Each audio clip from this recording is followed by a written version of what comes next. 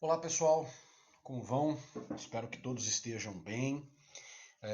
Vamos aí dar continuidade, tá? Aos nossos estudos.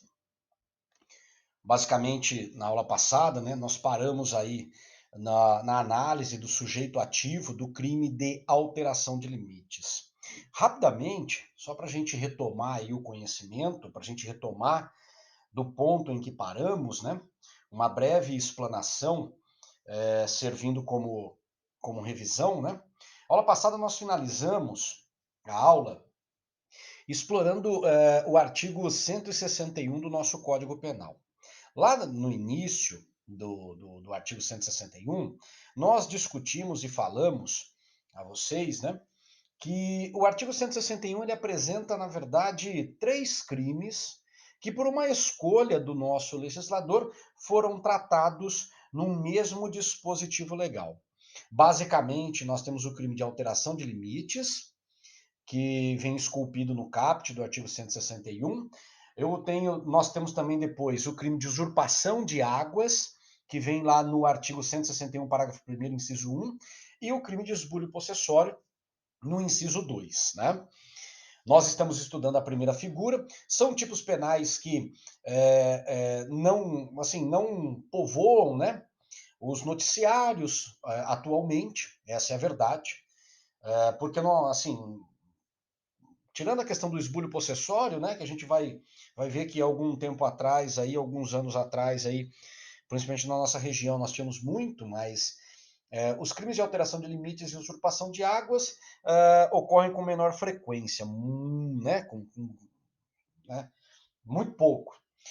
Outra questão interessante, justamente por essa não aplicabilidade comum, né, são tipos penais que foram esculpidos lá em 1940, são originários do Código e, consequentemente, até hoje, né, mantém aí a redação original, tá certo?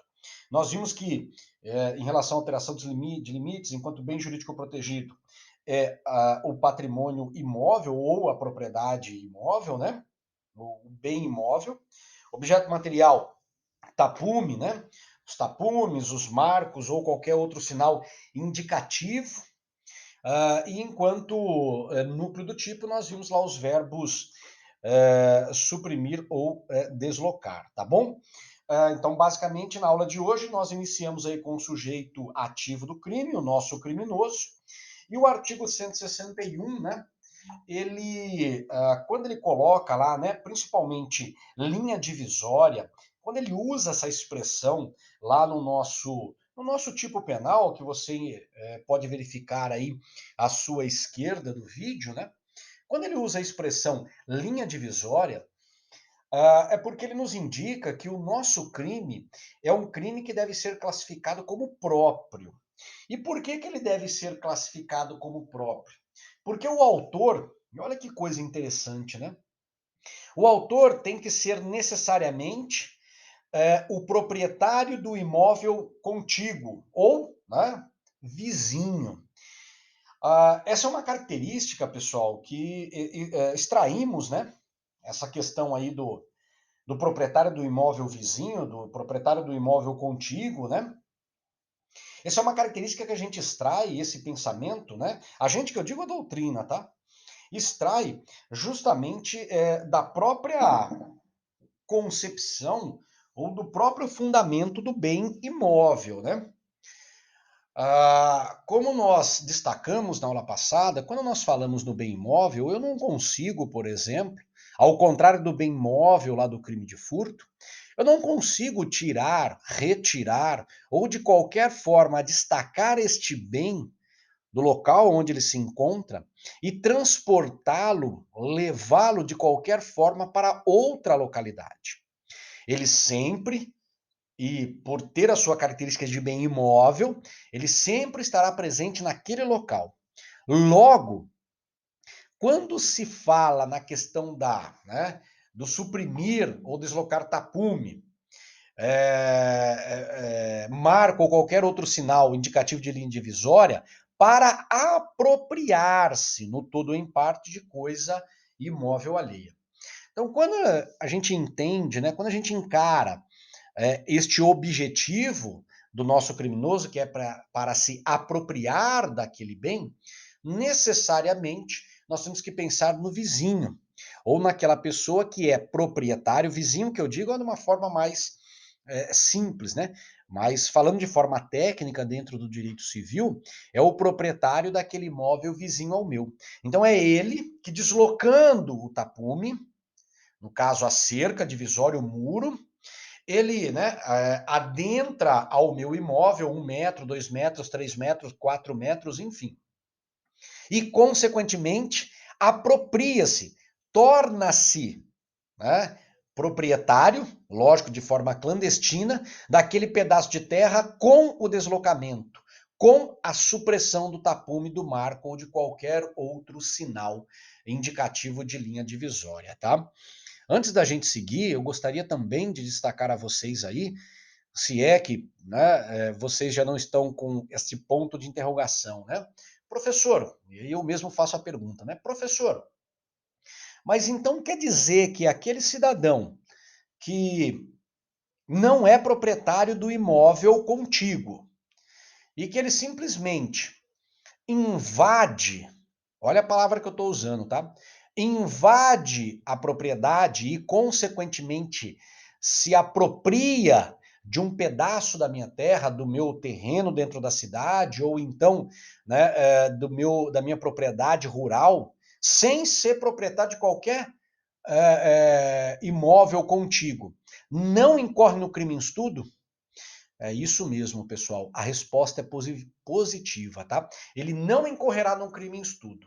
Mas não, assim, é lógico que esta conduta, né, ela não ficará e não restará impune, tá? Mais adiante, e aí eu peço licença a vocês para a gente não pular etapas, né? Mas mais adiante, nós vamos estudar esta conduta, ou melhor, tipificar esta conduta no tipo penal denominado como esbulho possessório, tá? O nosso artigo 161, então, retornando para ele, o que eu quero que você tenha em mente é o seguinte: o criminoso, o autor do crime, o autor da conduta criminosa, o autor da conduta descrita no tipo penal, somente o proprietário do imóvel contíguo ou vizinho, tá? Por isso que é classificado como um crime próprio, tá certo? Se for alguém que não é proprietário, que estava passando ali a esmo por aquele local e resolve, né, adentrar, invadir a sua propriedade e, consequentemente, se apropriar de um pedaço de terra, o crime vai ser outro e não o em estudo, tá certo? Maravilha, então, vamos seguindo aí por uma perguntinha básica. O possuidor poderá ser sujeito ativo do crime? Eu gostaria, pessoal, antes da gente seguir, só contextualizar, né? E aí voltar um slide aí. Perceba aí no desenho típico do artigo 161, que ele fala assim, né? Suprimir ou deslocar tapume, marca ou qualquer outro sinal indicativo de linha divisória para apropriar-se no todo ou em parte da coisa alheia móvel. Então ele indica o quê? A propriedade. Eu estou deslocando, eu estou suprimindo com o objetivo de me apropriar. Quando a gente fala no sentido de apropriar, é tomar, né, daquele que é proprietário. Eu, clandestinamente, estou me apropriando, ou seja, estou tomando daquele que é proprietário regular. E aí vem a pergunta: o possuidor poderá ser sujeito ativo do crime? Além do proprietário, né, do imóvel, né, vizinho, o autor do crime. Então ele é proprietário, a partir do momento que eu desloco, né? Vamos voltar mais uma vez aí. Eu, proprietário do imóvel vizinho, a partir do momento que eu desloco ou eu venho a suprimir a linha divisória, o muro, a cerca, o meu objetivo é de me apropriar do bem imóvel vizinho. Eu, proprietário. Agora, e se o sujeito ativo for o possuidor do imóvel? Eu sou arrendatário, eu sou o locatário e, de forma fraudulenta, de forma alheia à lei, sem respeitar a lei, o que eu faço? Eu vou suprimir ou deslocar a cerca divisória com o objetivo justamente de me apropriar de um pedaço de terra. Posso incorrer no crime em estudo também? Neste caso, pessoal, né, existem divergências doutrinárias, podemos assim dizer. A jurisprudência dificilmente você vai encontrar, tá? A discussão aqui está muito mais na doutrina, que também é uma das searas de interpretação da norma penal, né? E aqueles que, né, tomei a liberdade de trazer só o posicionamento daqueles que defendem essa possibilidade, né, porque, né, dizendo assim, o possuidor não pode, aqueles que defendem o posicionamento de que não é possível. O artigo 161 fala em proprietário, né? Eu estou me apropriando, então é proprietário. Então, esse é o fundamento. Agora, aqueles que defendem a possibilidade do possuidor ser autor do crime em estudo, fazem e adotam esse posicionamento, constroem esse posicionamento, fundamentado justamente no Código Civil, nos artigos 1238 a 1240, que trata do Instituto da usucapião. A usucapião, em direito civil, tenho certeza que não estudaram ainda, representa uma forma originária de aquisição do bem imóvel. Por que uma forma originária? Significa dizer, pessoal, que ele não está comprando ou não está recebendo essa transmissão desse bem imóvel de qualquer pessoa. Não existe uma pessoa, seja física ou jurídica, que esteja transmitindo para o cidadão a propriedade do imóvel. Então é uma forma originária. E como que acontece essa uso capião? É aquela questão de você, durante algum tempo, e cumprido alguns outros requisitos, exerce a posse sobre determinado bem imóvel. E imóvel também, né? Que a uso capião também dá para os bens móveis. Depois de um determinado período, não havendo reclamação do legítimo proprietário, não havendo, às vezes, em alguns casos, nem definição, não se consegue saber quem é o legítimo proprietário daquele bem. Então, o agente que durante muito tempo exerceu a posse acaba se tornando o proprietário. Então, baseado justamente nestes ensinamentos, que parte da doutrina, dos doutrinadores penais, né, defendem que o possuidor também pode ser sujeito ativo do crime, uma vez que a posse por ele exercida pode, em algumas circunstâncias, e a uso capião é uma delas, levar à aquisição da propriedade, transformar aquilo que era passageiro, que era a posse, em algo perene, que é a propriedade, tá bom? Está aí do lado de vocês, né? A posse poderá levar a uso capião. A uso capião, na verdade, é a aquisição originária da propriedade do bem, tá bom? Seguindo aí para o sujeito passivo do nosso crime, e aqui é um raciocínio lógico dedutivo, se nós falamos que o proprietário do imóvel contíguo é o sujeito ativo do crime, o proprietário, né, e aqui também a gente pode incluir o possuidor do imóvel apropriado, é que será necessariamente a vítima, tá certo? Imagine como uma, né, moeda. De um lado da face, nós temos o proprietário do imóvel contíguo. E da outra face da moeda, nós temos o proprietário ou possuidor do imóvel apropriado, aquele que sofre, né, a redução da sua área. E esta é a verdade. No final das contas, o nosso artigo 161 ele visa proteger justamente a área, né, do imóvel, do bem imóvel, urbano ou rural. Tá bom? Elemento subjetivo do crime. Vamos lá.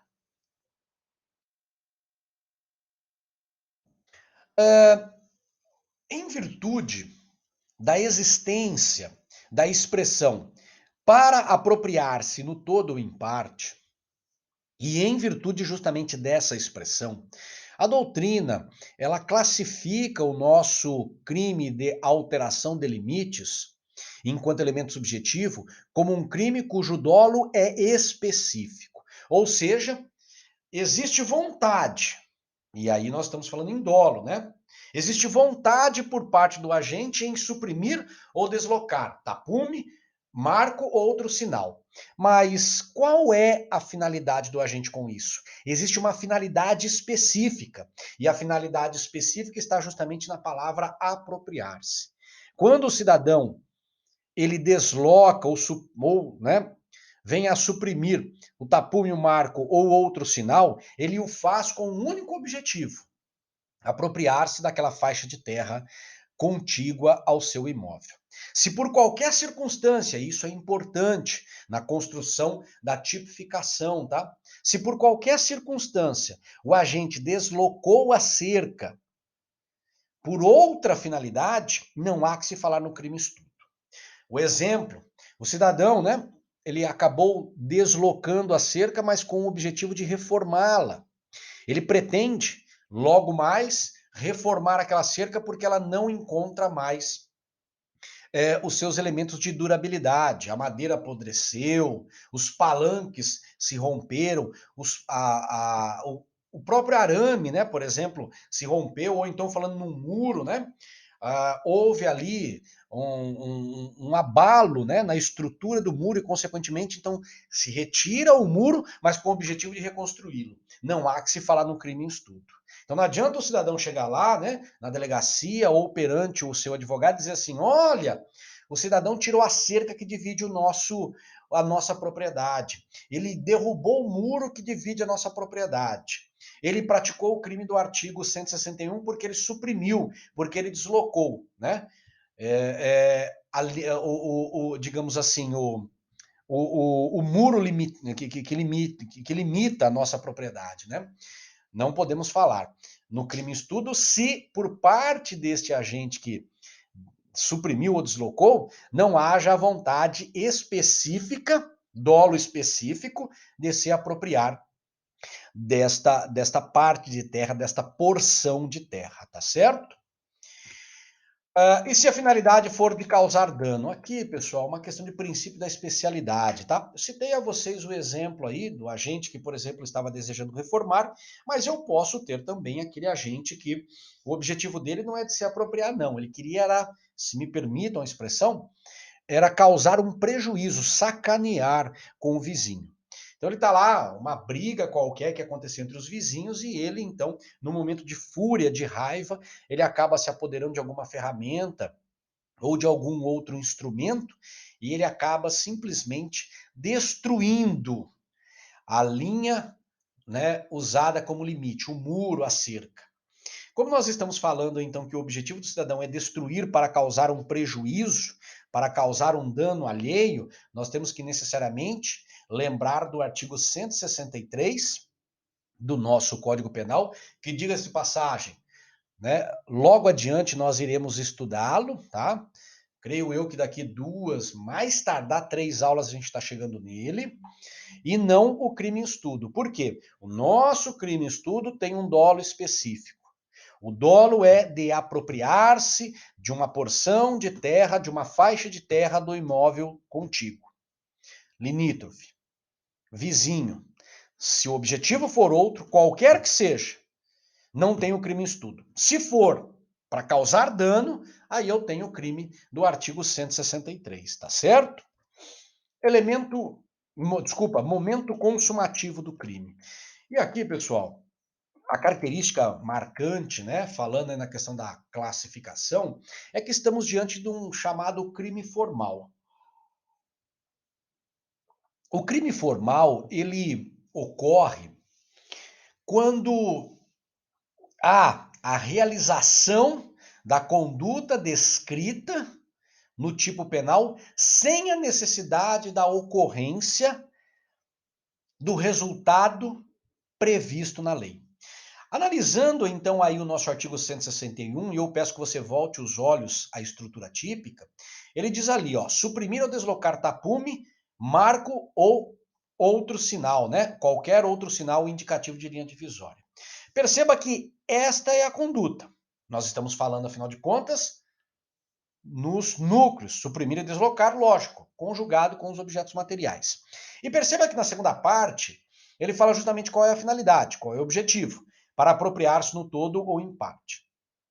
Quando a doutrina classifica, então, o nosso artigo 161 como um crime formal, está nos indicando o quê? Que basta a supressão, deslocamento desse tapume, marco ou outro sinal, independentemente do agente efetivamente conseguir esta apropriação. É lógico, pessoal, que isso não significa dizer que o desejo de se apropriar não deva estar na cabeça do nosso criminoso.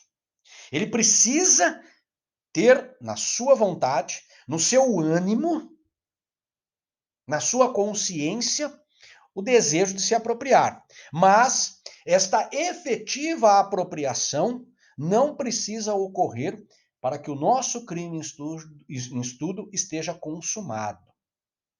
Tá certo? Arrematando aí então o pensamento e conjugando justamente, né, núcleo com elemento subjetivo e momento consumativo, imagine você que o cidadão ele dê início à supressão ou deslocamento. Então ele iniciou enquanto núcleo do tipo a conduta. E ele é interrompido antes de finalizar esta supressão, esse deslocamento. Estamos diante de um crime tentado, tá? Desculpa, antes de seguir, vamos voltar aqui. Estamos diante de um crime tentado. Agora, imagine você que nesta linha do tempo o cidadão efetivamente consiga suprimir ou deslocar, mas antes que ele pudesse realizar qualquer ato de apropriação, o objetivo dele era de se apropriar, mas antes de realizar qualquer ato de apropriação, como por exemplo, soltar o gado nesta faixa de terra ou então tombar esta terra para realizar o plantio, ele é impedido de continuar na sua ação. O crime já estará consumado. Por quê? Porque o tapume, o marco ou o outro sinal foi efetivamente suprimido ou deslocado. Ah, mas o objetivo era de se apropriar, maravilha, o crime estará consumado. Ah, mas ele não conseguiu ainda exercer, digamos, uma apropriação ilegítima sobre este bem. Soltar o gado dele ali naquela faixa de terra, ou realizar o tombamento da terra para o plantio, ou realizar alguma construção, né? Se a gente pensar em imóvel urbano, pouco importa, o crime estará consumado, tá certo? Aí vem a perguntinha: a apropriação será mero ato de exaurimento? Perfeitamente, né? A apropriação será mero ato de exaurimento. E essa apropriação, tá, pessoal? Se me permitam, né, ir um pouco além e lembrar até com vocês um pouquinho, lembrar não, desculpa, adiantar, porque nós não vimos ainda o 168. Me adiantar um pouco com vocês em relação ao 168 aí, né? A questão da apropriação e da, digamos assim, da forma com que ela ocorre, né, essa apropriação ela se dá justamente na realização de atos. Então, há aí uma externalização de atos que demonstrem que eu sou, em tese, o proprietário. Né? Então, por exemplo, se eu sou proprietário de um bem imóvel, o fato de eu estar ali plantando, se for um imóvel rural, demonstra para as pessoas que passam pela estrada ou pela rua que eu sou proprietário, ou no máximo o possuidor. Ou então, se eu estou realizando uma construção, demonstram para aquelas pessoas que passam pela rua que eu sou proprietário. Então, é justamente atos dessa natureza que externalizam, né, a ideia de apropriação. Não há necessidade de se realizar para fins do nosso crime em estudo, tá certo?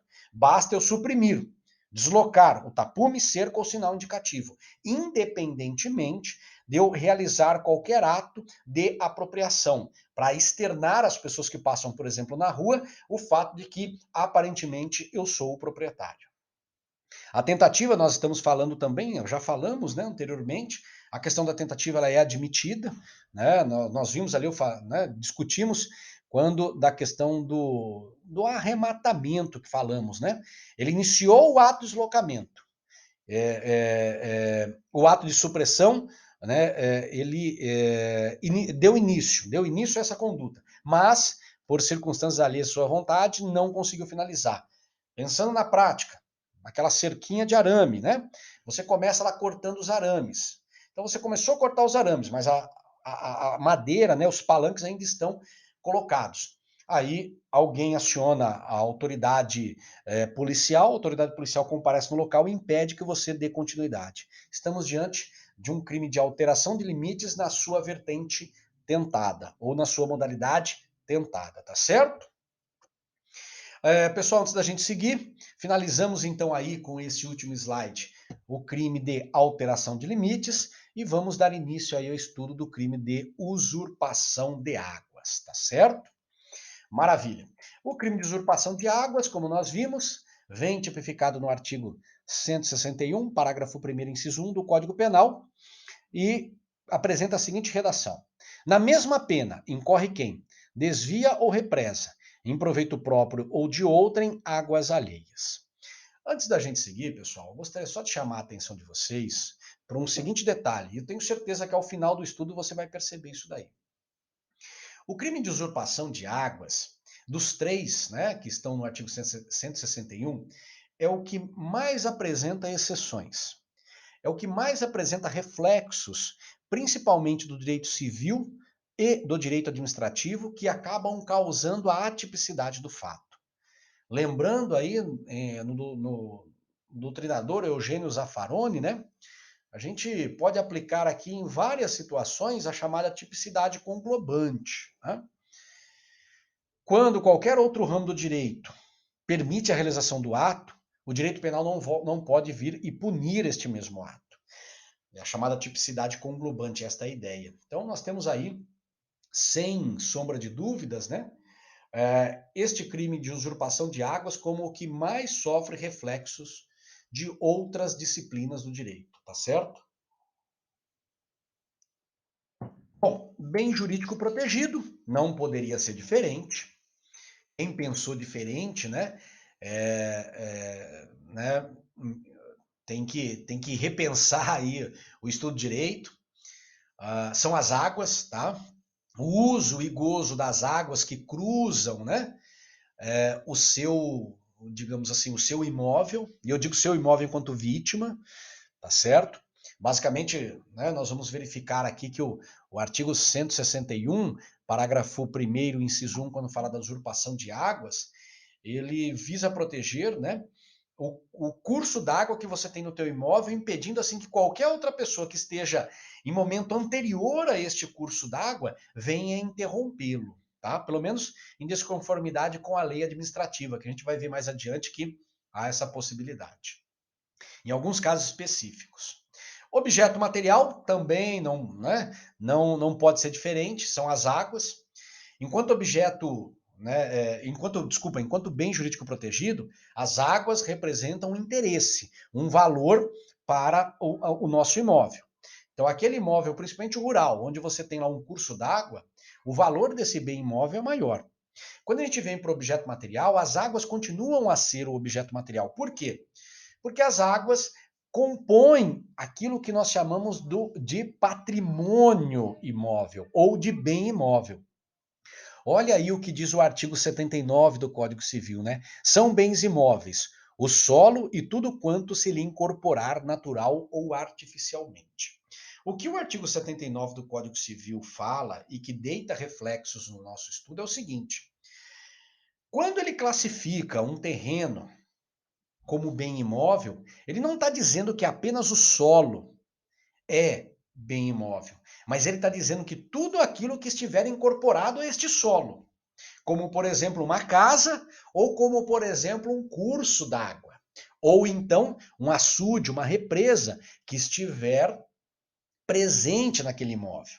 Então, se você tem lá a tua propriedade rural, né, e lá nessa propriedade rural tem uma represa bonita, boa de se pescar, essa represa, ela, enquanto bem, ela é considerada pelo Código Civil como um bem imóvel, porque está incorporada ao solo do qual você também é proprietário, tá certo?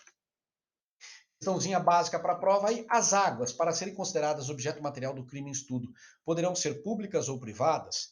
Perguntando aí, pessoal, de uma forma diferente, né? A mesma pergunta é o seguinte, e o que eu quero que você tenha em mente. O fato das águas estarem presentes num bem imóvel de natureza ou de propriedade pública ou privada alterará a aplicação do crime em estudo? E a resposta é negativa. Negativa no sentido assim, que não há alteração, tá?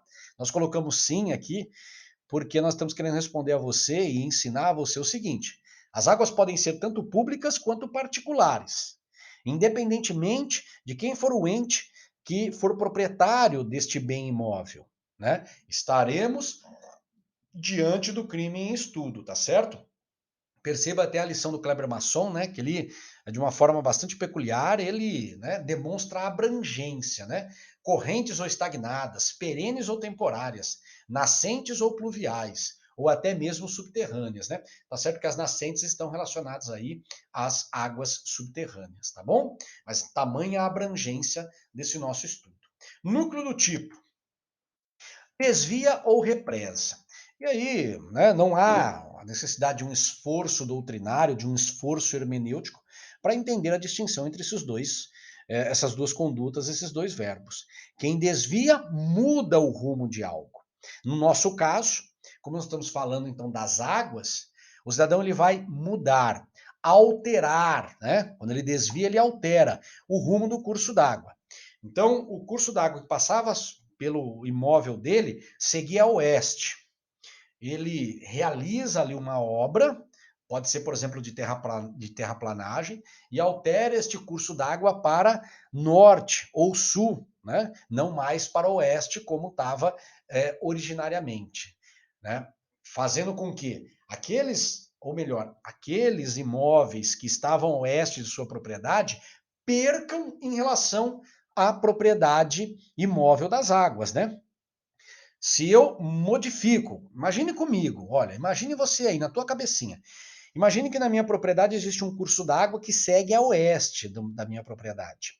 A partir do momento que eu realizo uma alteração por terraplanagem deste curso d'água e ele passa a correr a norte ou a sul, todas aquelas propriedades que tinham incorporado esse bem imóvel, que era o curso de água, a oeste da minha propriedade, perderam o bem imóvel, que era representado pela água, segundo o artigo 79 do Código Civil. Então, consequentemente, todas essas propriedades, e não precisa, né, ser limítrofe, esse é um destaque interessante que logo mais a gente vai voltar nesse tema, todos eles são vítimas, né?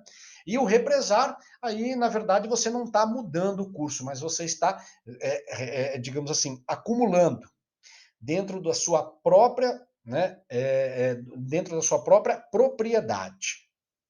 E aí nós temos, né, várias finalidades aí. Eu vou represar a água para fazer uma extração, digamos, comercial desta água, né? Ou por qualquer outra circunstância. Tanto desvio quanto represamento representam, então, núcleos do tipo do verbo em estudo. Pedindo para vocês aí, na sequência, né, exemplos. A desvia, né? O fazendeiro que desvia o curso de um riacho, impedindo que continue a banhar o imóvel limítrofe, ou os imóveis limítrofes, né? Aqueles imóveis que seguem ali a sequência. E a questão do represamento, o proprietário de um loteamento que buscando aí embelezar o seu empreendimento, né? Ele, o que que ele faz? Ele impede que um curso de água ou uma nascente de água continue a servir os imóveis vizinhos, os imóveis alheios que pertencem a outras pessoas, e o objetivo dele o que é? Criar uma represa ali no loteamento dele para embelezar e, consequentemente, agregar valor, tá? Não pode fazer isso. É preciso ainda também conjugar aí quando se fala nos núcleos do tipo, né? E aí vem o elemento normativo alheias, né? É aquela questão as águas precisam pertencer a outra pessoa, estando a água represada incorporada no seu imóvel, sem curso, a sua retirada pelo proprietário não configura o crime em estudo. Aqui, pessoal, para não confundir, tá? Presta bastante atenção no que eu vou falar, porque você pode estar na tua cabecinha, professor, mas o senhor falou que represar é um núcleo do tipo. Maravilha. Quando a gente fala na questão do represar, para a figura do crime, eu estou falando represar um curso d'água. Ou seja, o nosso tipo em estudo da usurpação de águas, ele estará configurado a partir do momento em que eu represo um curso d'água que passava pela minha propriedade e servia a propriedade vizinha. Imagine você um riacho que vem do imóvel vizinho ao meu, entra no meu e passa para o imóvel seguinte. Para praticar o crime, no verbo represar, o que eu faço? Recebendo a água do imóvel vizinho, eu passo a represar na minha propriedade e impeço que ele continue a compor o patrimônio do vizinho do outro lado. Agora, quando a gente fala aqui da questão do é preciso conjugar, né, e alheias, e aí no exemplo que nós estamos falando, é diferente, né, quando nós falamos o seguinte, lá no meu imóvel, por uma questão de necessidade ou de embelezamento, eu contrato uma empresa para, consequentemente, construir um poço artesiano na minha propriedade e, retirando aquela água que está no subsolo da minha propriedade, eu venho a criar uma represa para a criação de peixes, para embelezamento, enfim. Nesse caso, como essas águas estavam lá no subsolo do meu imóvel e não vinham de uma propriedade alheia e não iam para uma propriedade alheia, eu não posso falar no crime em estudo. Por quê? Porque as águas do qual eu utilizei para construir a represa, eu retirei do poço. Então elas não são águas alheias, são minhas, são águas que me pertencem, né? Lembrando lá do artigo, mais uma vez, do artigo 79, né? A água, né, é tudo aquilo que incorpora, inclusive que tiver no subsolo. O artigo 79, né, do Código Civil dá essa ideia. Então, se a água está lá no subsolo, ela é minha. E ela não pertence a mais ninguém, só a mim. Então, se eu retirar aquela água do subsolo e criar a represa, tá valendo. Agora, se eu pegar aquele curso d'água que vinha do vizinho, passa no meu e vai para o outro vizinho de baixo, aí sim eu estarei praticando o crime no verbo represar. Por quê? Porque aquele curso d'água, enquanto na minha propriedade, é meu. Só que, a partir do momento que aquele curso d'água passa à propriedade vizinha, ela passa a pertencer também ao nosso vizinho, tá certo? A gente, mais adiante aí, né? Ah, e agora até, né? Eu ia falar mais adiante. Mas, ó, imagine você aí, então, essa questão do represamento, do verbo represar, né? Imagine você a seguinte pergunta conjugada com o artigo 1292 do Código Civil. Ó. E como conjugar a regra do artigo 1292 do Código Civil com a norma penal em estudo? O que diz essa regra? Ó? O proprietário tem direito de construir barragens, açudes ou outras obras para represamento da água em seu prédio. E esse artigo 1292, pessoal, ele se refere àquelas águas que vêm de uma propriedade vizinha e que segue para uma propriedade vizinha, tá? Não é só aquela que eu tiro do subsolo, não. Ela que ela faz de uma forma geral. E nesse caso, pessoal, o que a doutrina aponta como solução, né, ou conciliação aí para a aplicação do crime em estudo é o seguinte: o crime estará tipificado quando essa cessação ocorrer de forma total. Agora, quando você apresenta um plano de construção desse açude, dessa barragem, né, junto aos órgãos ambientais, tá? E aí entra um pouquinho dos órgãos ambientais. Quando você apresenta esse plano junto aos órgãos ambientais de construção desse açude, dessa barragem, utilizando de um curso d'água que passa na tua propriedade, mas que você, né, toma o cuidado de não fazer cessar este curso d'água totalmente, exemplificadamente, né? O curso d'água, 100% do curso d'água. O que eu faço? Eu construo uma barragem e vou deslocar. Vou, né, digamos assim, eu utilizar 30% desse curso d'água para encher a minha barragem, o meu açude, e 70% para manter o curso d'água, para que o meu vizinho lá adiante ele possa continuar a usufruir. Nesse caso, o crime em estudo não estará configurado. Por quê? Porque não houve a cessação total. Mais uma vez, pessoal, antes da gente seguir, eu só queria chamar a atenção de você o seguinte. Nesse ponto aí, da possibilidade de você usar a norma, né, que te dá o 1292, existe também, né, várias normas administrativas dos órgãos ambientais para que você possa fazer isso, tá? Você não pode simplesmente chegar lá na tua propriedade, montar o açude, tirar um pedaço daquela água, né, deslocar um pedaço daquela água, represar um pedaço daquela água e fazer a isso, né? Existem regras, principalmente hoje em matéria ambiental, que você tem que seguir. Mas se você seguir, você pode fazer, tá certo? Sujeito ativo do crime, aqui é tranquilo também, né? Estamos diante de um crime comum, não precisa ser necessariamente o vizinho, olha que coisa interessante. Não sei se você recorda, né? Quando nós falamos lá da questão das vítimas, né? Aqui a gente pode, né, assim, fazendo, nós estamos falando de sujeito ativo, mas a gente pode fazer digamos assim, uma aplicação extensiva aí, né, também para a vítima. A partir do momento que nós estamos falando que o crime em estudo é um crime comum, ele pode ser perpetrado, praticado por qualquer pessoa. Não precisa ser necessariamente o vizinho. E aí vem naquela ideia que nós colocamos. Eu, a oeste, sou, digamos, o primeiro.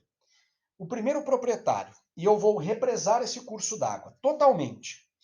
Eu não vou prejudicar só o meu vizinho, o primeiro a oeste. Eu vou prejudicar todos aqueles vizinhos que virem na sequência, que estão na sequência, posicionados na sequência a oeste. Às vezes eu posso ter uma propriedade a 100 quilômetros de distância e que sofreu prejuízo porque eu aqui represei. Né? Eu represei. Então, o meu vizinho na sequência e assim por diante. Todos eles perderão na sua propriedade imóvel o curso d'água. Por isso que estamos diante de um crime comum que pode ser praticado por qualquer pessoa e não necessariamente o vizinho, como a gente viu na alteração de limites, tá certo? Sujeito passivo, então nós temos aí proprietário ou possuidor do imóvel, né? Que as águas foram desviadas ou represadas, é aquela questão do alheio, é aquilo que nós falamos, ou melhor, acabamos de dizer aqui em relação à pessoa que experimenta, né? Aquele prejuízo, tá certo? Não precisa necessariamente o proprietário, né, limítrofe contigo, o vizinho do lado, porque todos aqueles que se beneficiavam do curso d'água, mesmo sem limitação, serão vítimas do crime em estudo. Maravilha? Elemento subjetivo do crime. Nesse caso aqui, mais uma vez, nós estamos diante de um crime cuja classificação do dolo é dada como específica pela doutrina. E mais uma vez a gente busca essa concepção no próprio texto da lei, como você está vendo aí do seu lado esquerdo, proveito próprio ou de outrem, tá certo? Existe então aí, enquanto finalidade do agente criminoso, a possibilidade de obter um proveito. Se ele, digamos, realiza o represamento ou desvio da água por outra finalidade que não seja do proveito, proveito próprio, ou, né, ou de outra pessoa, mas proveito, ele não estará incorrendo no crime em estudo. O cidadão queria, por exemplo, represou, né, com o objetivo de causar um dano no imóvel vizinho, né, causar digamos, a matança, digamos, dos animais, né? Que os animais usavam aquele curso d'água para beber. Então eu represei porque eu queria matar todos os animais. Eu respondo por outro crime, tá? Não é que o fato ficará impune, mas não pelo crime em estudo, tá certo? Aí, ó, a vontade de causar o dano na propriedade vizinha, né? Tá ali, falei para vocês a questão do dano, tá ali a resposta no artigo 163 por mais uma vez, tá certo? Mas, né, guarde na sua cabecinha aí, é isso que eu quero que você tenha em mente. A prática do crime em estudo exige de você um dolo específico, ou seja, eu quero tirar proveito disso. Se o meu objetivo é outro que não o proveito, como por exemplo um dano, seja na propriedade, seja dos animais, né, eu pratico um crime distinto. Dos animais aí, pessoal, até a gente pode lembrar também dos crimes ambientais, né? Dos maus tratos a animais que nós temos ali na Lei 9.605 de 98, tá bom? Mas, né, se o objetivo for outro, que é isso que eu quero que você guarde, o crime é outro. Momento consumativo do crime em estudo. Que a gente chega também num momento interessante, né? Dizer a você aí que estamos diante de um crime formal. E o significado, né, de estarmos diante de um crime formal. Assim como vimos na alteração de limites, basta que o agente realize a conduta, independentemente dele obter o efetivo proveito como prevê a lei. Né? É interessante aqui, entrando um pouco na questão dogmática, né? Quando a gente fala da questão do crime formal, é porque nós estamos diante de um resultado normativo e não naturalístico. O resultado naturalístico, enquanto né, estudo do resultado do crime, é aquele da alteração do mundo à sua volta. Então, né, o homicídio. O homicídio é um crime cujo resultado é naturalístico. Por quê? Ele só estará consumado a partir do momento que a vítima morrer. Né? O corpo já não é o receptáculo da alma. Agora, quando a gente fala na questão de um crime formal, aquele mesmo previsto resultado não é exigido, por isso que é chamado de normativo. O resultado estará na norma. Na norma, no caso, né, dos núcleos desviar e represar, que é o nosso crime estudo. Então, ele estará consumado no momento que o agente desvia ou represa, independentemente de efetivamente ele conseguir o proveito. Embora, no momento onde realize o desvio ou o represamento, ele tem que ter na mente dele o objetivo de obter esse proveito. Tá certo? Esse é o raciocínio. Essa é a ideia, tá? Da construção do nosso crime enquanto elemento subjetivo também, né? Estará consumado no desvio, mas na hora que ele estiver realizando o desvio, ele tem que ter na mente que ele quer tirar um proveito. Mas, para a consumação do crime, este proveito não precisa ocorrer, tá certo? Maravilha! Antes da gente terminar aí, um crime plurissubsistente admite tentativa, assim como a alteração de limites, tá certo? E aí, pessoal, a gente inicia aí o último, né, dos crimes em estudo no artigo 161, que é o esbulho possessório. Esse daqui dos três é o que mais acontece, essa é a verdade. E na nossa região aí, como você verá adiante, na nossa região aqui do Pontal do Paranapanema, né, ele tem, digamos assim, um destaque maior em relação às outras regiões do estado de São Paulo. Você vai entender daqui a pouco por que eu estou dizendo isso, tá certo? O esbulho possessório ele vem desenhado no artigo 161, parágrafo 1º, inciso 2 do Código Penal, com a seguinte redação. Na mesma pena incorre quem invade com violência a pessoa ou grave ameaça, ou mediante concurso de mais de duas pessoas, terreno ou edifício alheio, para o fim de esbulho possessório. Se me permita, né?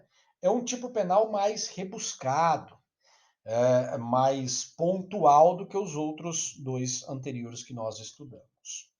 Bem jurídico protegido é a mesma coisa, ou, né, é a mesma ideia, o mesmo princípio daquilo que nós vimos em relação à alteração de limites e usurpação de água. Eu estou querendo proteger a propriedade, né, imóvel, né, o bem imóvel, né, frente ao proprietário ou o possuidor, né? O possuidor legítimo, diga-se de passagem, né? A gente diz possuidor legítimo porque nós estamos embasados na lei. Mas é o patrimônio em relação ao bem imóvel. É aquilo que nós vimos em relação à alteração de limites e à usurpação de águas. Tá certo? E aí vem a primeira distinção, né? A primeira ocorrência, que naturalmente também classifica o artigo 161, parágrafo 1º, inciso 2º, o esbulho possessório como um crime complexo. Diferentemente da alteração e da usurpação, nós encontramos o que aqui? Enquanto meio de execução, a violência, a grave ameaça. Né? Nós temos também o concurso de duas ou mais pessoas, mas para os fins do entendimento do bem jurídico protegido, ficamos só na violência e na grave ameaça. Então, a partir do momento que a lei prevê, enquanto meio de execução da invasão, a violência e a grave ameaça, eu também tenho que incluir, enquanto bem jurídico protegido aí, a integridade física e a liberdade individual. Por quê?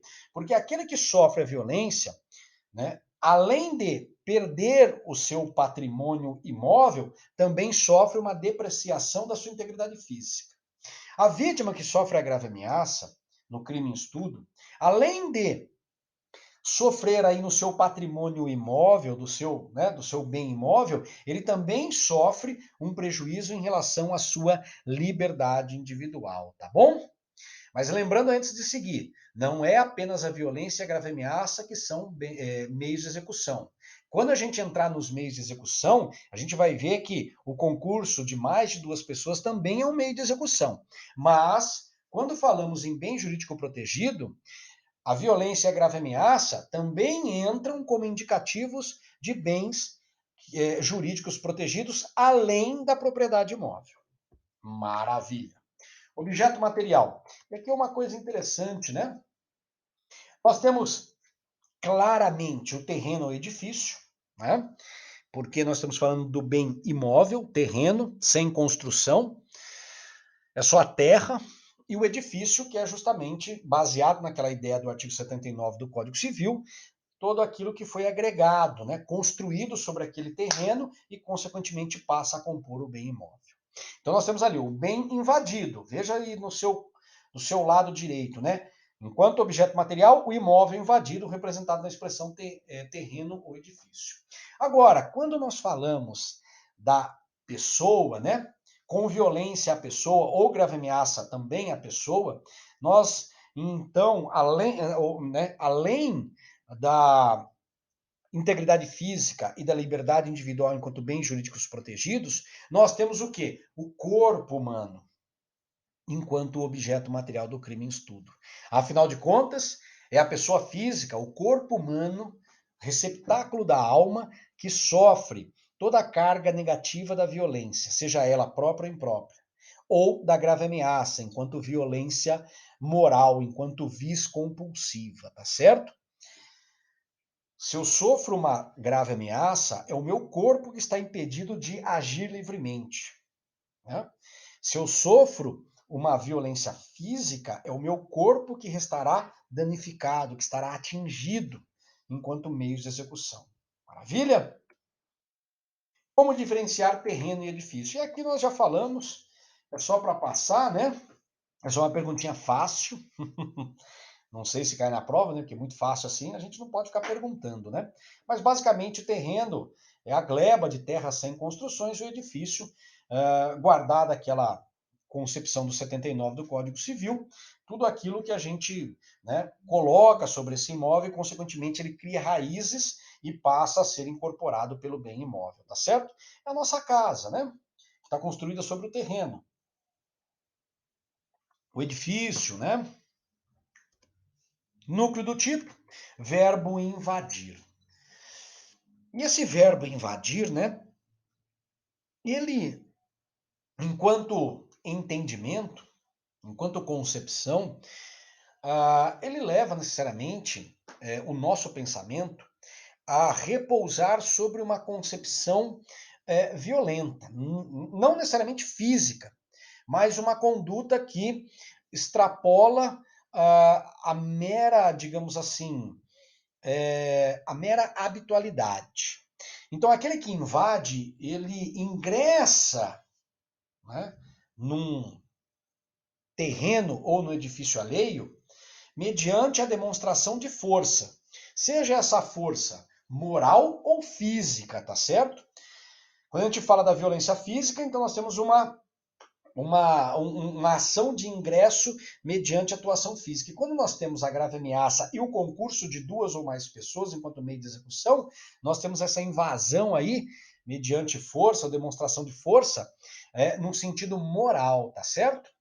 Na sequência nós vamos entender, ó, por que eu estou falando isso. Meio de execução. É preciso conjugar, então, o quê?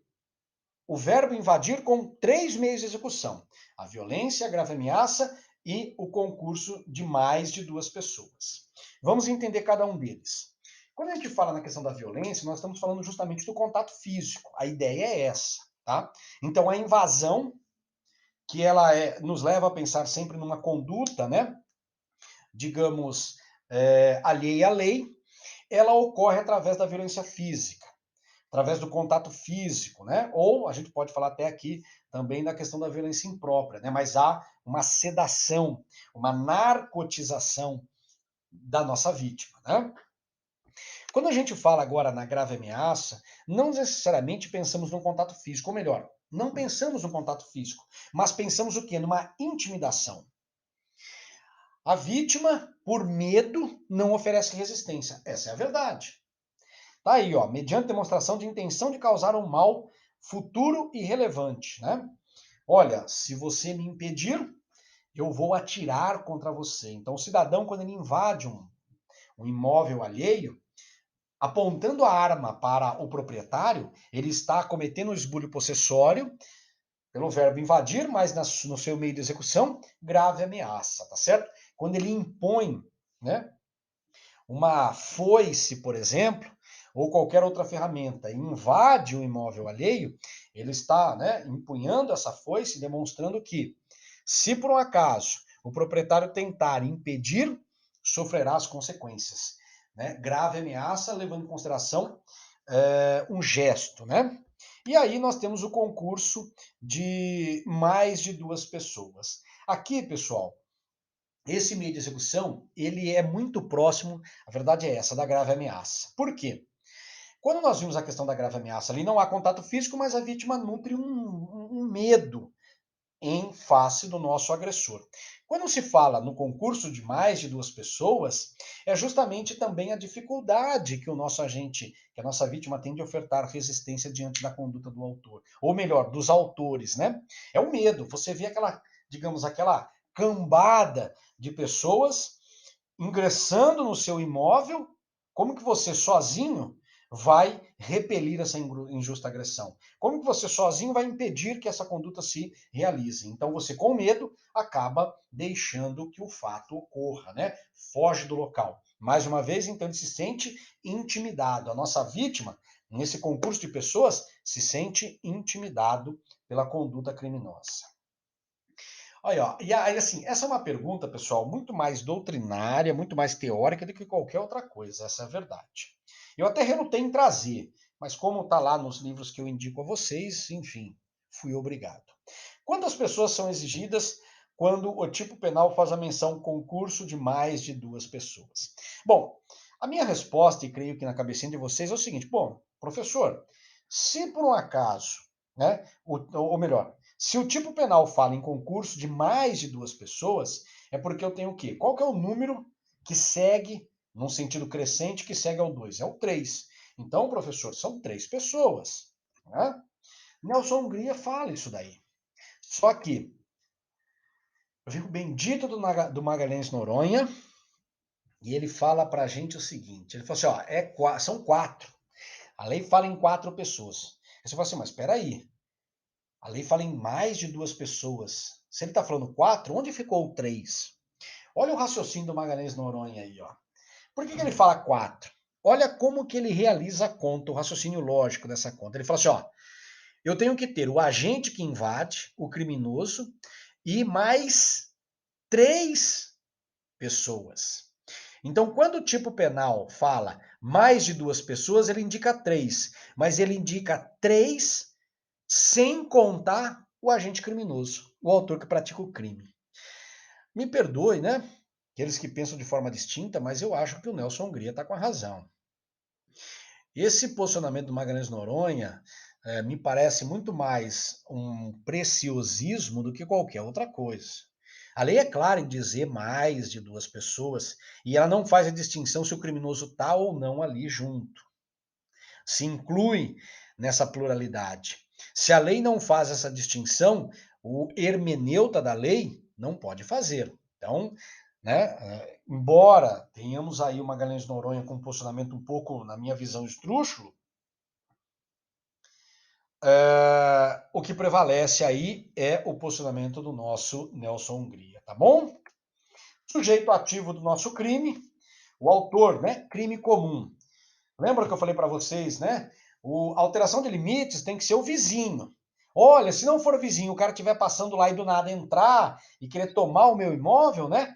Aí eu tenho outro crime, tenho o esbulho possessório. Olha aqui, né? Nós temos aqui, trata-se de um crime comum, né? Porque qualquer pessoa não precisa ser vizinho, qualquer um de nós podemos praticar o esbulho possessório em relação a qualquer imóvel que encontramos aí perdido em qualquer lugar, tá bom? Lógico, mediante violência, grave ameaça ou concurso de mais de duas pessoas. O proprietário do imóvel esbulhado poderá ser autor do crime em estudo? Essa é uma perguntinha que coloca em confronto o proprietário e o possuidor, né? E aí, nesse caso, pessoal, ao contrário do que nós estudamos no furto, a doutrina ela costuma se posicionar de forma majoritária no sentido de excluir o proprietário como possível autor do crime quando ele pratica a invasão mediante violência, grave ameaça ou concurso de duas ou mais pessoas contra o próprio imóvel que está arrendado ou locado para outra pessoa, tá certo? E a doutrina, né, se fundamenta, ela constrói esse pensamento justamente levando em consideração o elemento normativo previsto lá ao final, né, pela expressão alheio, pela palavra alheio, tá certo? A interpretação que se faz aqui, isso vale a pena relembrar, né? Deita raízes lá em Nelson Hungria, né? A interpretação que se faz, que o Nelson Hungria fazia, que prevalece até hoje em relação ao que é alheio, leva em consideração somente a propriedade e não a posse. Então, por isso que, diferentemente daquilo que nós encontramos no furto, no nosso crime de esbulho possessório, o proprietário não pode ser autor do crime em estudo, mesmo que ele tenha arrendado ou locado o bem para uma outra pessoa. Sujeito passivo do crime, aqui, né, a gente fala do proprietário e do legítimo possuidor enquanto vítima. Possuidor enquanto autor, não, mas enquanto vítima, porque ele vai sofrer as consequências negativas da conduta, o possuidor, então ele pode ser vítima do crime em estudo, sim, tá? E esta concepção, né, ela é fundada no mesmo, melhor dizendo, né, elemento aí normativo, que é a expressão alheio, tá certo? Então tem que sempre pertencer a outra pessoa. Então, o proprietário ou possuidor que goza daquele bem imóvel é que sofre a consequência. E, consequentemente, é a vítima do crime. Mas de forma imediata, né? Enquanto vítima, né? Lembrando o bem jurídico protegido, isso também a gente não poderia deixar passar, né? Nós temos aí a vítima que sofre a violência, que sofre a agressão física ou que é atingido na sua liberdade. Isso é muito comum, né, pessoal? Em relação aos seguranças, né? Como a gente está citando aí no exemplo, né? Propriedades rurais e com mais frequência propriedades urbanas, né? Você tem lá o segurança, aquela pessoa que toma conta, aquela pessoa que representa ali a expressão de proteger o patrimônio imóvel, né? Essa pessoa, enquanto conduta representada na invasão mediante violência, pode vir a sofrer a agressão física, né, sendo consequentemente atingido a sua integridade física e pode ser vítima do crime em estudo também, tá? Antes da gente seguir aí, só para então pontuar contigo, no crime de esbulho possessório, em alguns cenários, né, eu posso ter o quê? O proprietário enquanto vítima e posso ter um segurança daquele bem imóvel como vítima no mesmo contexto, tá certo? Elemento subjetivo, dolo específico para não destoar dos crimes anteriores, tá lá, e essa expressão, essa concepção, ela é extraída lá do finzinho, né, do tipo penal para o fim de esbulho possessório. Isso significa dizer que o agente ele tem a vontade de se tornar, né, ocupante, total, mesmo que total ou parcialmente, mas ocupar para o seu benefício, né, para a sua vontade, o bem do qual ele está invadindo, tá certo? Se ele tiver, por outra finalidade, a invasão do domicílio, como por exemplo para danificar, como nós falamos a vocês, né, nos outros anteriores, teremos um outro tipo penal. Ó, tá aí, ó, finalidade, ó, outra finalidade, né? Justamente o que a gente estava falando, né? Posso ter o dano? Posso. Mas para a gente não ficar só no crime de dano, porque o crime de dano nós falamos nos dois anteriores, cito a vocês aqui dois exemplos distintos, né? Eu estou querendo contrariar o proprietário. O proprietário está falando que eu não posso entrar na casa dele, eu vou entrar só para mostrar para ele que eu vou entrar. E eu faço isso de forma clandestina, invasão de domicílio. Eu não quero ocupar o imóvel dele, eu só quero mostrar para ele que eu entro na casa dele. Ou então eu posso, né, no exercício de pretensão legítima, que é o exercício arbitrário das próprias razões do artigo 345, né? Eu tenho, né, digamos, um bem que está na posse, né, do meu locatário, falando na questão lá, né, do proprietário, que nós colocamos enquanto sujeito ativo, né? E tá lá guardado dentro do imóvel dele, tá lá guardado dentro da casa dele. Eu, sem a permissão dele, ingresso nesse imóvel dele para retomar a posse daquele bem que é de minha propriedade. Respondo pelo crime em estudo? Como vimos, não, né? Porque o proprietário não pode praticar o crime de esbulho possessório. Mas então quer dizer que a minha conduta ficará impune? Não. A gente pode pensar justamente no artigo 345, que trata do exercício arbitrário das próprias razões, tá certo? Esse artigo 150 você estudou no quarto termo, e o artigo 345, se tudo der certo, você estudará no sexto termo, tá bom? Que é um crime contra a administração pública. Perguntinha básica aí, ó. E polêmica, né? As invasões promovidas por movimentos sociais de propriedades rurais para fins de reforma agrária encontram tipificação no crime em estudo? Essa, pessoal, é uma discussão que ganhou os tribunais. Essa é a verdade. E prevalece o posicionamento, o segundo posicionamento aí que está à tua direita, tá certo? Esse é o que prevalece. Mas vamos entender os dois, né? E os dois baseados no Supremo Tribunal Federal, diga-se de passagem. O primeiro posicionamento, que é de uma decisão monocrática, decisão monocrática do nosso ministro Ricardo Lewandowski, diz o seguinte: quando nós temos aí no cenário desta invasão a atuação de um movimento social que, na verdade, realiza aquela conduta com o objetivo de pressionar as autoridades públicas para a realização da reforma agrária, não há que se falar no crime em estudo, porque o objetivo não é, digamos, né, de ocupar clandestinamente, de tomar clandestinamente o bem. O objetivo é pressionar as autoridades públicas. Então, o crime não estará, pelo menos em tese, né, no posicionamento do Ricardo Lewandowski, não estará tipificado no crime em estudo. Agora, uma decisão de plenário e não monocrática, né, do nosso ministro Celso de Mello, qual ele foi o responsável, né, uma decisão lá de 2002, que ele coloca assim: embora o que esteja por trás dessa invasão seja a reforma agrária, é certo que o crime de esbulho possessório não, né, não, digamos, exclui a possibilidade do seu reconhecimento, né? Ou seja, o que o nosso ministro Celso de Mello está dizendo é que o simples fato de estar por trás da ação dos agentes que realizam essa invasão, o objetivo de promover a reforma agrária, isso não exclui o desejo dele de ocupar o imóvel, mesmo que provisoriamente, mas ocupar este imóvel de forma, né, digamos assim,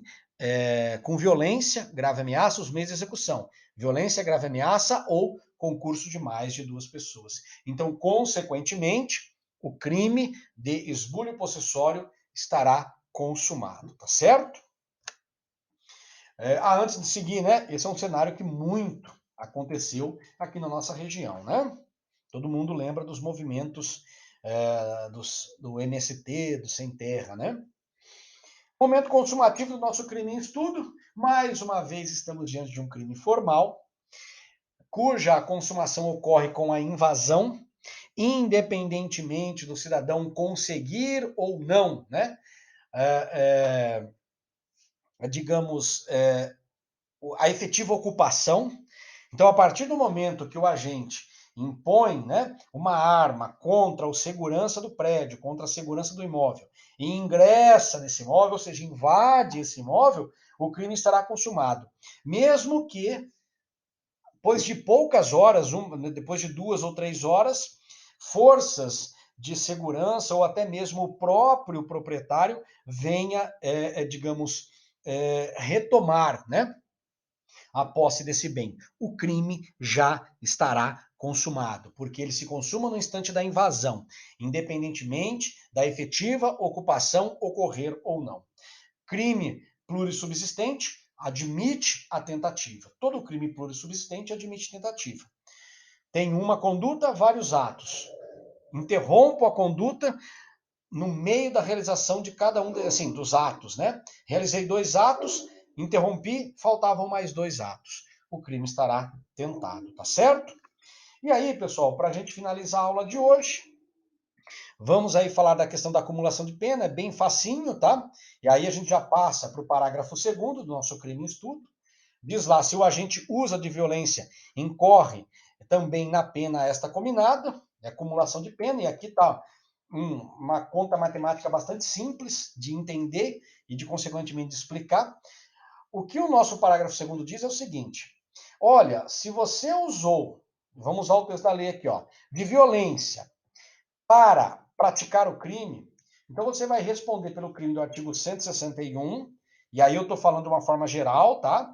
Seja alteração de limites, usurpação de águas ou esbulho possessório, mais o crime do artigo 129, tá? No caso, né, eu estou falando da questão da lesão. Eu coloquei o outro aí, se a gente puder imaginar outro, tá?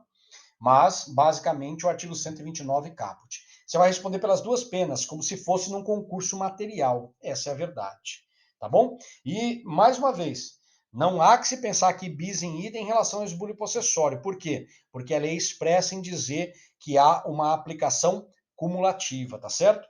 E perceba que o texto aqui do artigo 161, parágrafo 2º, ele não faz distinção, né, de qual dos tipos penais, se é alteração, se é usurpação de águas ou esbulho possessório. Se o agente usa de violência, incorre também na pena esta combinada, tá certo? Ele está dizendo o seguinte: independente de qual for o tipo que você praticou, se você o fez mediante violência, seja alteração de limites, seja usurpação de águas ou seja esbulho possessório, você responde em concurso material pelos dois crimes. Pune-se pelos dois e, ao final, somam-se as penas. Natureza da ação penal. Essa é uma questão também interessante, tá? É uma norma processual, mas simples de entender, né? O parágrafo 3º diz o seguinte, ó: se o proprietário é particular e não há emprego de violência, somente se procede mediante queixa. Queixa nos indica que, então, estamos diante de um crime cuja natureza da ação penal é privada. Quando ele não será, o crime não terá a natureza da ação privada? Quando o proprietário for, né, o proprietário do bem que sofreu o dano for público, né, então for uma pessoa jurídica de direito público, ou quando houver o emprego de violência, tá certo? Então, basicamente, dois requisitos, né? Ó, proprietário é particular. Então, a ação será privada quando a propriedade for particular e a ação será incondicionada quando a propriedade for pública. É um raciocínio lógico, né? Propriedade particular, a ação penal é privada.